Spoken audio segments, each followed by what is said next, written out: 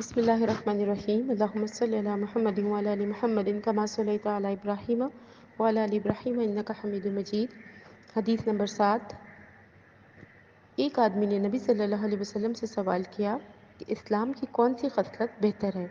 آپ نے فرمایا کھانا کھلانا اور سلام کرنا، خواہ اس کو پہچانتے ہو یا نہ پہچانتے ہو۔ ان عبداللہ بن عمر۔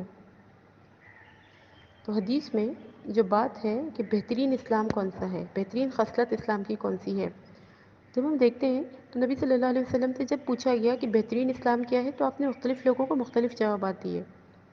کبھی آپ نے فرمایا کہ اللہ کو ایک ماننا، اور کبھی آپ نے کھانا کھلانے پہ زور دیا۔ تو اس کی وجہ شاید یہ ہو سکتی ہے کہ جو شخص پوچھ رہا ہے، نبی صلی اللہ علیہ وسلم اس کے حساب سے اس کو جواب دیتے ہیں۔ تو یہاں پہ اسلام کی بہترین خصلت کیا ہے؟ کھانا کھلانا۔ یہاں پہ نماز روزہ زکوٰۃ کی بات نہیں ہوئی، بلکہ کھانے کھلانے کی بات ہوئی، اور یہ بھی نہیں کہا کسی غریب کو کھانا کھلانا، بلکہ کھانا کھلانا، اور ساتھ میں سلام کی بات کر دی کہ چاہے جسے جانتے ہو یا نہیں جانتے ہو۔ ہماری کیا عادت ہوتی ہے کہ ہم صرف جان پہچان کے لوگوں کو سلام کرتے ہیں، حالانکہ سلام جو لفظ ہے سلامتی سے آیا ہے، اللہ کا نام ہے نا جو اللہ نے اپنے بندوں کے درمیان میں دے دیا۔ ایک حدیث میں آتا ہے نا، قیامت سے پہلے لوگ صرف جان پہچان کے لوگوں کو سلام کریں گے، تو آج یہی ہو گیا ہے۔ جب ہم گزرتے ہیں تو دیکھتے ہیں کہ ہماری جان پہچان کے ہیں تو ہم سلام کرتے ہیں، حالانکہ جنت میں سب سے پہلے سلام ہوگا۔ سب سے پہلے جب ہم جنت میں جائیں گے، فرشتوں کا سلام ہوگا، پھر اللہ کا سلام ہوگا۔ تو ایک جو سرٹیفکیٹ ہے، یا ایتھا النفس المطمئنہ ارجعی الی ربک راضیۃ مرضیہ فادخلی فی عبادی وادخلی جنتی۔ اللہ تعالیٰ جنت میں کس کو داخل کرتے ہیں؟ فادخلی فی عبادی، میرے بندو داخل ہو جاؤ، وادخلی جنتی، میرے بندو جنت میں داخل ہو جاؤ۔ تو میرے ہم کسے کہتے ہیں؟ میں ہر کسی کو نہیں کہتی میرا بیٹا، یہ میرا بیٹا ہے، یہ میری بیٹی ہے، ہر کسی کو ہم نہیں کہتے۔ اسی طرح اللہ تعالیٰ ہر کسی کو میرا بندہ نہیں کہتے۔ تو اللہ تعالیٰ کن بندوں کو اپنا کہتے ہیں؟ جن کا نفس مطمئنہ ہوتا ہے، اور اطمینان والا نفس کون سا ہوتا ہے؟ جو اللہ کی مرضی کے کام کرتا ہے۔ تو یہاں پہ اسلام کی جو خصلت بتائی، کھانا کھلانا اور سلام کرنا، تو انسان وہی کچھ کرے گا نا جس کی اس کو عادت ہوگی۔ اب جنت میں ہم جا کے سلام کیوں کریں گے؟ کیونکہ ہمیں دنیا میں عادت تھی۔ تو جو کام ہم دنیا میں نہیں کرتے تو ہم آخرت میں کیسے کریں گے؟ مثلا ایک دعا ہے نا، ربنا اتمم لنا نورنا واغفر لنا انک علی کل شیء قدیر۔ یہ دعا کب پڑھنے کی ہے؟ یہ کہاں پڑھی جائے گی؟ یہ پل صراط کی دعا ہے۔ اب ہم نے کبھی دنیا میں پڑھی ہی نہیں تو ہمیں وہاں کیسے یاد آئے گی؟ وہاں تو اندھیرا ہی ہوگا نا۔ تو جب ایک انسان ایک کام کو مستقل کرتا ہے تو اس کو عادت ہو جاتی ہے، اور جب نہیں کرتا تو پھر اچانک سے مرنے کے بعد اس کو کیسے یاد آئے گا؟ تو وہ حدیث ہے نا کہ تم جیسے دنیا میں رہتے ہو ویسے تمہاری موت آئے گی، اور جیسے موت آئے گی ویسے اٹھائے جاؤ گے۔ تو دنیا میں کبھی سلام نہیں کیا تو آخرت میں کیسے سلام یاد آئے گا؟ تو ہمیں کوشش کرنی ہے کہ ہم دوسروں کو سلام کر کے جو ہے جنت میں اپنا راستہ ہموار کریں، اور کیونکہ اچانک ایک عادت نہیں آتی ہے، پھر ہم معاشرے میں دیکھیں کہ اس بات میں بھی بڑی ناراضگیاں ہو جاتی ہیں، تعلقات خراب ہو جاتے ہیں۔ اس نے مجھے سلام نہیں کیا، میرے پاس سے گزرا تھا لیکن اس نے مجھے سلام نہیں کیا۔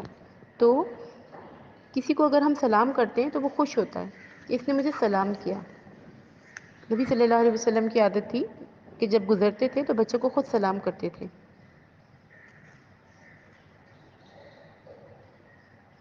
پھر ہمیں یہ نہیں دیکھنا ہے کہ میں اس کو کیوں سلام کروں، میں تو بڑی ہوں۔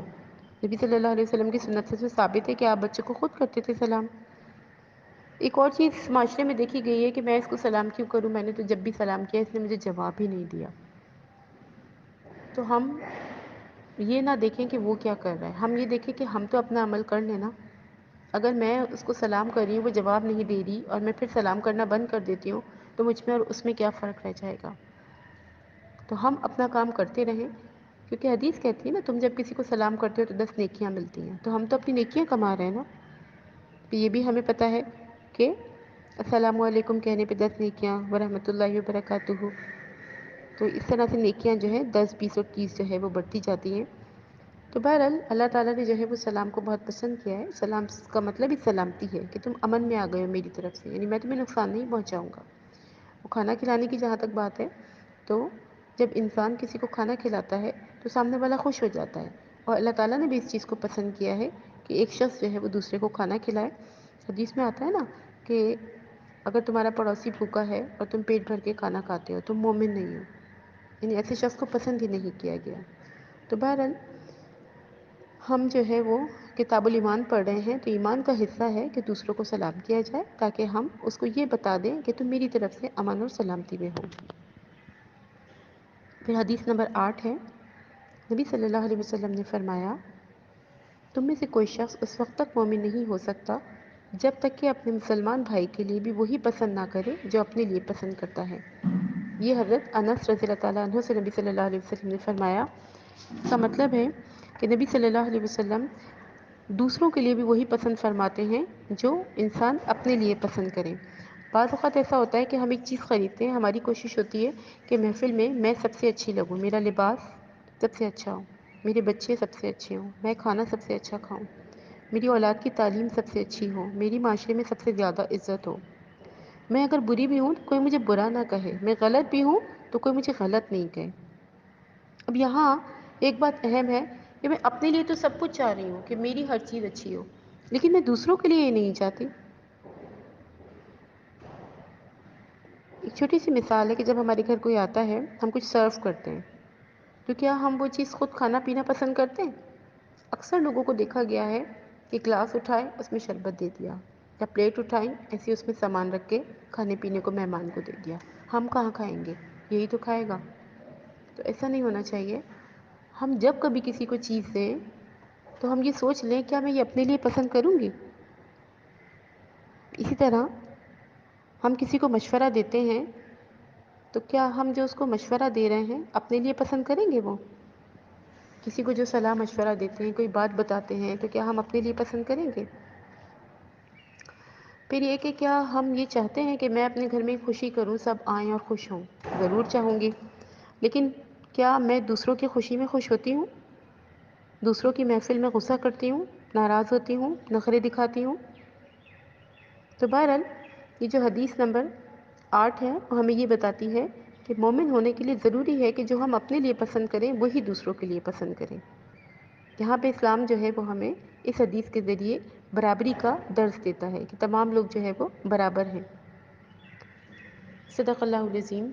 سبحان ربک رب العزت عما یصفون وسلام علی المرسلین والحمد للہ رب العالمین۔